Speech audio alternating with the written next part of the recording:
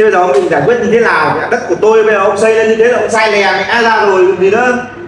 Rồi bây giờ đã chót xây rồi, bây giờ anh em mình giải quyết tình cảm với nhau. Ông chót xây là chót xây nào, bây giờ đất của tôi, đất ông lúc ông mua ông không làm rõ đất, bây giờ ông xây như thế là ông sai mẹ rồi.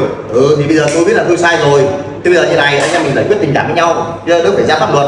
Bây giờ là tôi có cái bạc 10 lô ở Trung Nghĩa Đồ Sơn, tôi sẽ đền cho một lô, bất cứ một cái lô nào ông chọn đấy.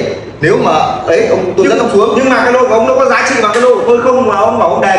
Bây giờ tôi sẽ dẫn ông xuống thực tế đất luôn, ông xem nếu mà ông cảm thấy là ok mà ông thích cái lô nào, ông chấm nào, tôi sẽ đền cho một lô đấy, được chưa? Anh em mình đỡ phải ra pháp luật, ok chưa? Tôn trọng người lớn đấy là